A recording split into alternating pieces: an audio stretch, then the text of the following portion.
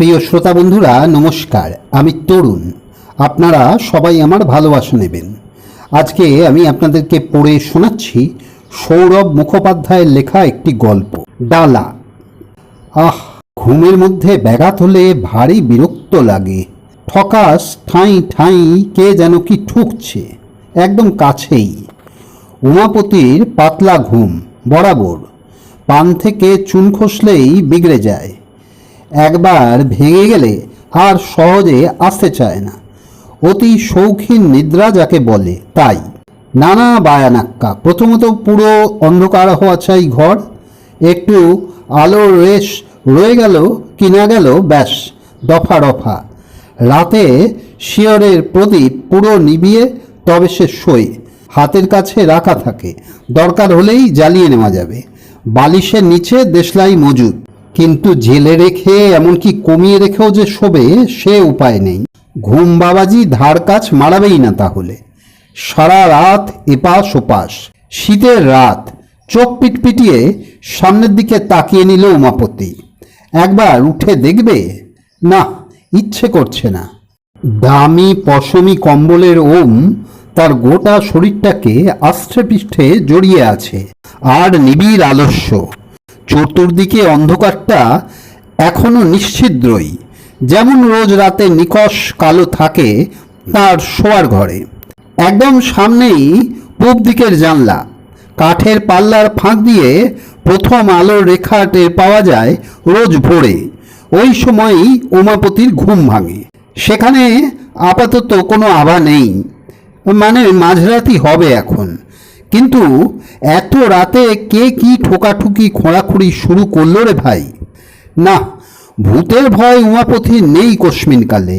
যা ঘটছে সেটা ভূতরে কিছু নয় নিশ্চিত, ঘোর বাস্তব কিছু। হ্যাঁ, মনে পড়ল, পাশের গাঙ্গুলি বাড়িতে পাঁচিল মেরামতির কাজ হচ্ছে বটে কদিন ধরে।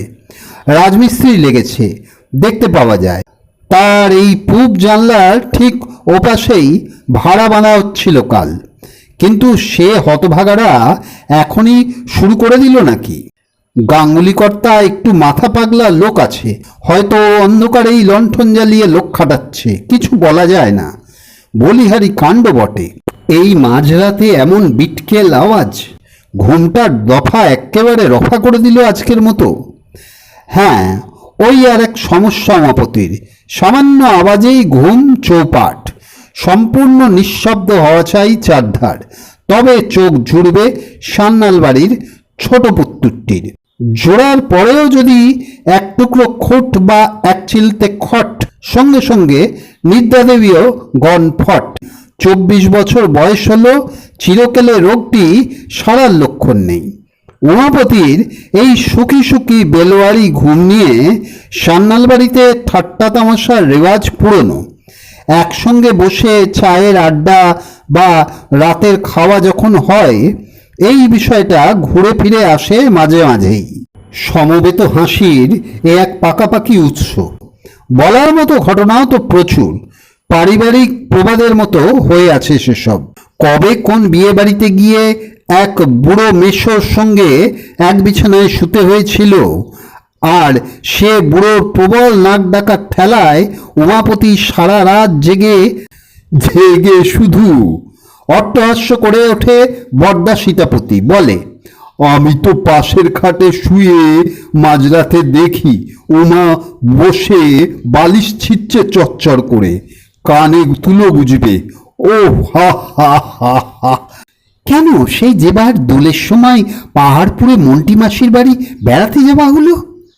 এটা রসিয়ে রসিয়ে বলা বড় বৌদি ললিতার মৌরসি পাট্টা। ঠিক হলো, রাতে সবাই মিলে তেঁতুলার ছাদে শোয়া হবে শতরঞ্চি পেতে। এত বড় পূর্ণিমার চাঁদ মাথার উপর, কি অপূর্বতা শোভা! জ্যোৎস্নায় ফিনিক দিচ্ছে, আর ছোট ঠাকুরপো দেখি জনে জনে শোনাচ্ছে। কালো রুমাল আছে, কালো রুমাল কি না চোখে বেঁধে শোভে, আলোয় ঘুম আসে না। হি হি হি হি, কি কাণ্ড মা! হেসে লুটোয় সবাই। 73 বছরের বৃদ্ধা মা যোগমায়ার মুখে সস্নেহ হাসি ফোটে। আহা, ও সেই এক রত্তি বেলা থেকেই ঘুমের সময় আলো আওয়াজ সইতে পারে না গো, চমকে চমকে উঠত। ভাইঝি মানে বর্দার মেয়ে টিনা খিলখিলিয়ে ওঠে, মনে আছে মা, সেবার পুকুরের ওপাশে বিয়ে বাড়ির নহবতী সানাই বাজছিল বলে রাত 12:30টায় ছোটকা থানায় ছুটেছিল ঘুমের ব্যাঘাত নিয়ে ডায়েরি লেখাতে। মেজদা রমাপতি পুলিশে চাকরি করে বলেই হয়তো দাঁত বের করে হাসে কম। এ প্রসঙ্গে সে ছদ্ম গম্ভীর মুখেই বলে, ছোটর বিয়ে দেওয়ার সময় আগে কিন্তু পরখ করে নিতে হবে কনের নাক ডাকে কিনা। তোমরা দু বউয়ের মধ্যে একজন অন্তত এক রাত সে মেয়ের পাশে শুয়ে দেখে এসো। আজকাল যে কোনো কথাতে ঠিক এই প্রসঙ্গটা, অর্থাৎ ছোট ভাইয়ের বিয়ের ইঙ্গিত একবার না একবার তুলবেই রমাপতি। আর বাকিদের হাসির লহড়ার মাঝখানে একবার উমাপতির চোখ পড়বেই উল্টো দিকের একজোড়া চোখে, দৃষ্টি মিলবে আর সে দেখবে একটা অদ্ভুত তেরছা চাহনিতে তার দিকে তাকিয়ে আছে মেজ বৌদি মণিমালা। সবার সামনে যাকে মেজ বৌদি বলতে হয়, আড়ালে তাকে নাম ধরে ডাকে উমাপতি। সবার সামনে যার পায়ে হাত দিয়ে প্রণাম করতে হয়, একান্ত গোপন মুহূর্তে তাকে ওফ, যদি ঘূর্ণাক্ষরেও কেউ জানতে পারে তারপরে কি হবে সে আর ভাবনায় কুলোয় না উমাপতির। বিগত 5 মাস টানা চলছে এই জিনিস, ছাই চেপে আগুন লুকোনো। এক বাড়ি এক সংসারে অষ্টপ্রহর বসবাস করে এই লুকোচাপা যে কি অসম্ভব দুরূহ কাজ। প্রত্যেকটা প্রকাশ্য নড়াচড়ায় সচেতন থাকতে হয়, মুখের প্রতিটি শব্দ, চোখের প্রতিটি পলক আঁচ না ফুটে ওঠে। 5 জনের উপস্থিতিতে মেজ বৌদির ওইভাবে অন্যরকম দৃষ্টিতে তাকিয়ে থাকা, এতেও যথেষ্ট বিপদের ঝুঁকি আছে। বুকের মধ্যে গুড়গুড় করে উঠতে থাকে। অনেকবার সাবধান করেওছে উমাপতি। এই তো গতকালও বোঝানোর চেষ্টা করল, মনি তুমি কিন্তু ডোবাবে। কেন, কি করেছি? শুধু তাকিয়েছি, কিছু রাগ এনেছি কি? এইসব কথা ফিস ফিস ছাড়া হয় না, গলা তোলার উপায় নেই। সব রকম আওয়াজই যথাসম্ভব চাপা। গভীর রাত, চারদিক থমথম করে তখন। নাইট ডিউটিতে বেরিয়ে যাওয়া মেজর সান্যাল রমাপতির মস্ত শোবার ঘরে বাহারি সেজবাতির সলতেটি কমানো থাকে। বিছানায় লেশ লাগানো নেটের মশারির মধ্যে আরও আবছায়া। সেই টিমটিমে আলোতেও ছোট দেওরের সমর্থ বুকের কাছে লেপ্টে থাকা মেজবউ মণিমালার চোখ যেন ধকধক করছিল কাল রাতে। হিসহিসিয়ে সে বলে উঠেছিল, তোমার মেজদা ইচ্ছে করে তোমার বিয়ের কথা তোলে আমার সামনে। আজকাল আমি বেশ বুঝতে পারি, যাতে জ্বলন হয় আমার, সেজন্য বেশি করে বলে। উমাপতির গলাটা যেন কেঁপে উঠেছিল। কেন কেন বলো তো, কিছু সন্দেহ করে নাকি? একদিন সকালে ডিউটি থেকে ফিরে বলেছিল, মনি তুমি কি ছোটর কাছ থেকে সেন্ট নিয়ে মাখো টাকো? ঘরে ওই রকম সুবাস ছাড়ছে যেন। ঘরে মানে এই ঘরে? আবার কোথায়? বালিশে মশাই, বিছানার চাদরে। হ্যাঁ, তার নাক ধরে নেড়ে দিয়েছিল মণিমালা। হবে না, যা কাণ্ডটি করে যাও রাতে, দস্যু ডাকাত কোথাকার। গলা শুকিয়ে গিয়েছিল উমাপতির। বলেছিল, কিন্তু তুমি কি জবাব দিলে? বলেই দিলাম সোজাসুজি। এবার ডান হাত তার কাঁধে রেখে বাঁ হাতে থুতনিটা নেড়ে দিয়ে মণিমালা নিজের ভ্রু দুটো বেঁকিয়েছিল। বললাম, তোমার ছোটর সেন্ট মাখতে বই গেছে আমার। আমি যে রোজ তাকেই মাখি গো, সারা অঙ্গে। ধুত, ফাজলামি রেখে সত্যি বলো না, কি বললে মেজদাকে? ভয় লাগে এইসব শুনলে। স্থির চোখে কয়েক পলক তাকিয়ে মেজ বৌদি যেন একটা অদ্ভুত খসখসে গলায় বলেছিল, এখন আর ভয় লেগে কি হবে ছোটু? প্রথম দিনই যদি ভয় পেতাম দুজনেই, ততখানি ভয় যাতে ডিঙিটা ভাসানোই না সম্ভবত, তাও না হয় একরকম ছিল। এখন তো মাছ দরিয়ায়। উমাপতি একটু অন্যমনস্ক হয়ে গিয়েছিল। সত্যি 5 মাস আগে সেই দিনটাতেই যদি তারা নিজেদের সংযত করে নিতে পারত, বাঁধ দিয়ে দিতে পারত, হয়তো এতখানি উথাল পাথাল সর্বনাশের স্রোত তাদের ভাসাতে পারত না। দারোগা রমাপতির প্রথম পোস্টিং ছিল অনেক দূরের মফস্বল ডিহিগঞ্জে। বিয়ের পর সেখানেই নিয়ে গিয়েছিল বউকে। বছর 2 পরে বদলি নিয়ে হরিশপুরে দেশের ভিটে ফেরে। সেও প্রায় বছরখানেক হলো। সেই থেকেই মেজ বউ মণিমালা এ বাড়িতে। এই শ্রাবণে 25 পূর্ণ হলো তার। কুলে কুলে ভরা টইটুম্বুর যৌবন।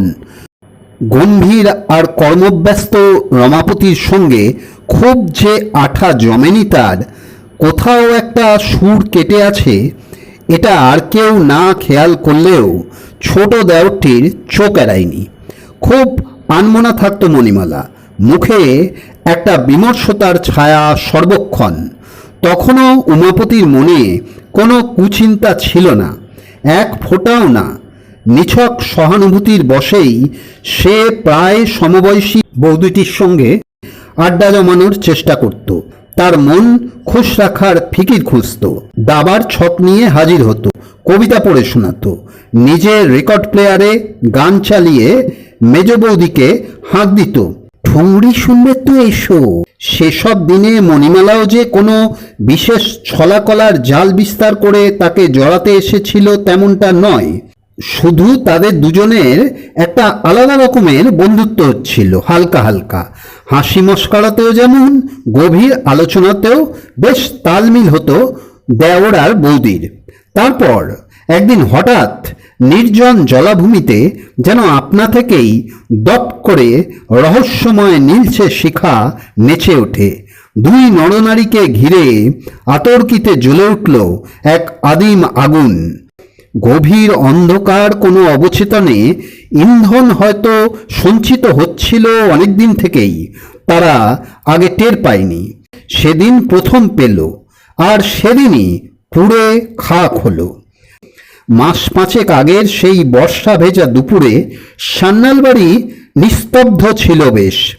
রোজকার মতোই বরদা সীতাপতি তার কাপড়ের আড়তে, টিনা স্কুলে, মা আর বড় বৌদি নিজের নিজের ঘরে দিবানিদ্রায় মগ্ন, মেজদা ডিউটিতে। উমাপতি দাবার ছক নিয়ে মেজ বৌদির ঘরে ঢুকেছিল। যেমন প্রায়শই সে যায়, ঘরে ঢুকে সে দেখে মস্ত তোরঙ্গটা খুলে তার সামনে চুপ করে একটা মূর্তির মতো বসে আছে মণিমালা।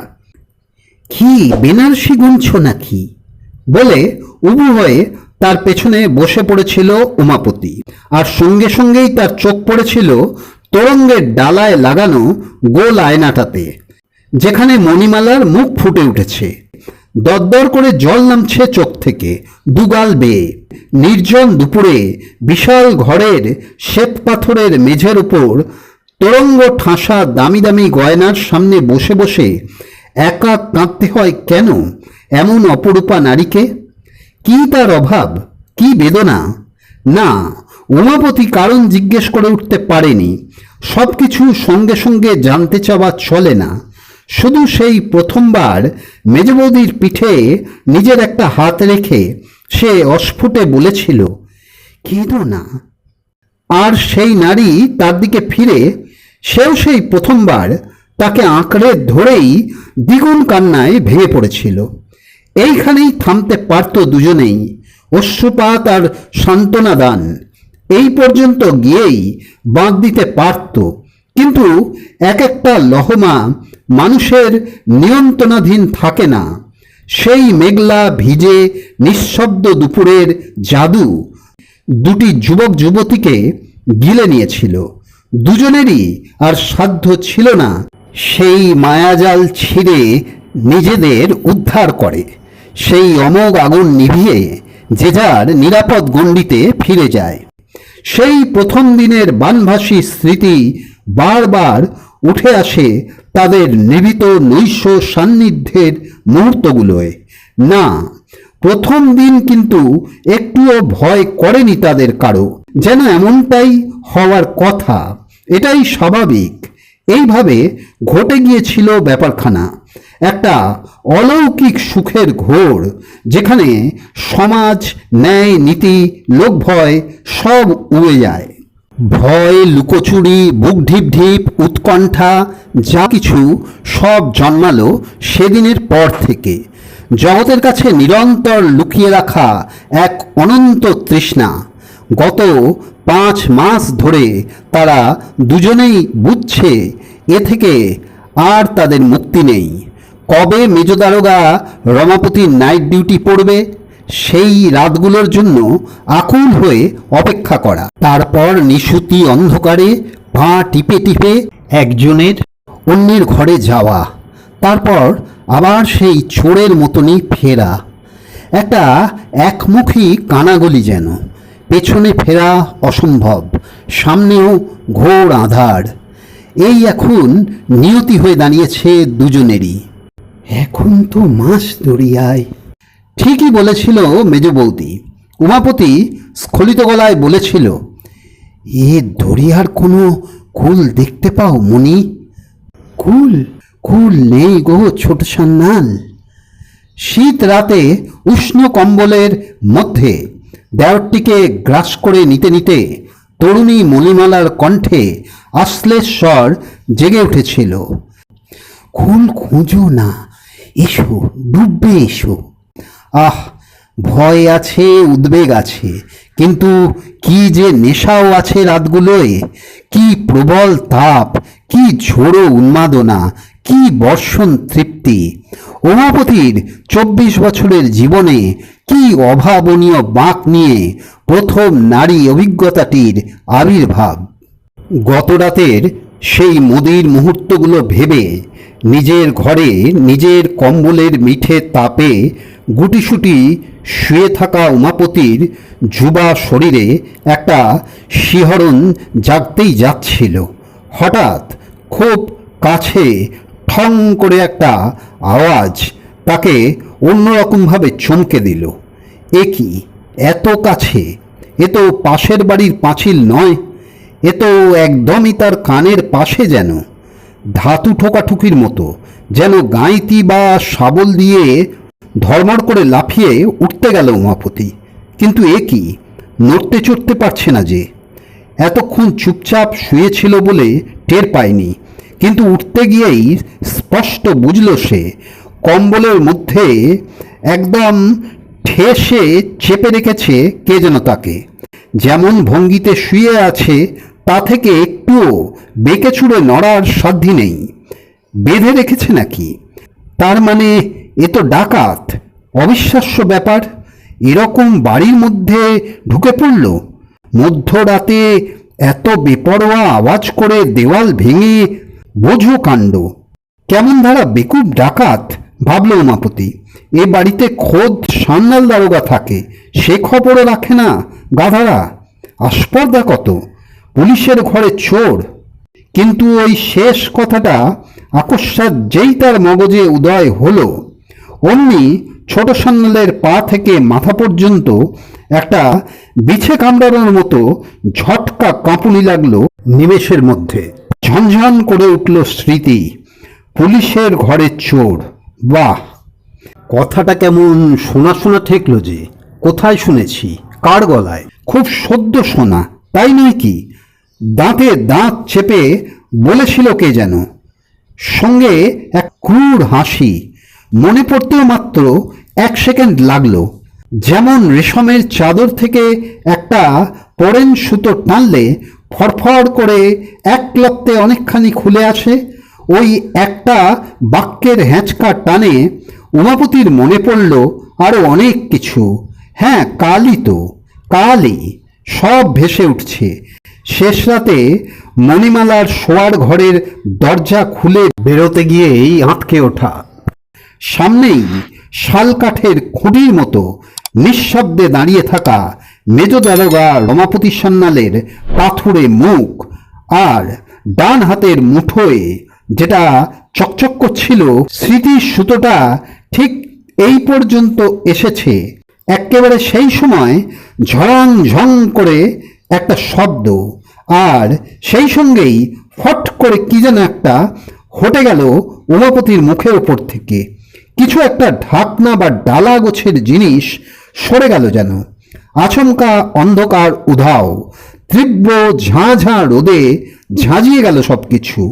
আরে রাম, শিয়া রাম বলেই হাতের শাবল ফেলে রেখে লাফ দিয়ে পেছিয়ে এলো পশ্চিমা মজুরটি। তার সেই চিৎকার শুনে দৌড়ে এলো আরো লোকজন। মাই গড, সর্বনেশে ব্যাপার, এ তো পুলিশ কেস হয়ে গেল। যা, চশমা কপালে তুলে বলল হরিশপুরের ঝাঁদরেল প্রমোটার যদুনাথ বর্মন। পুরনো জমিদারি তোরঙ্গ প্রথা আছে দেখে ভেবেছিলাম সান্যালদের সাবেকি গুপ্তধন কিছু, তার বদলে কম্বল মোড়া এই জিনিস। ভিত পুজোর ব্যবস্থা করব বলে নিজে দাঁড়িয়ে রইলাম সকাল থেকে, শুভ কাজের আগেই এ কি অঘটন। এ প্রজেক্টখানা এখন 20 বাও জলে চলে গেল হে। কিন্তু বর্মনদা, কেস তো গোলমেলে ঠেকছে। যদুনাথের সেক্রেটারি সৌরিশ ভুরু কোচকালো।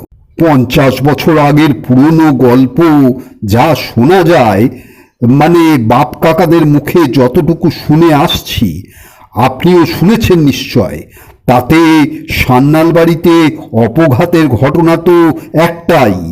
সান্যাল দারোগা রমাপতি, সে তো নিজের শোবার ঘরে দৌড় বন্ধ করে গলায় দড়ি দিয়েছিল।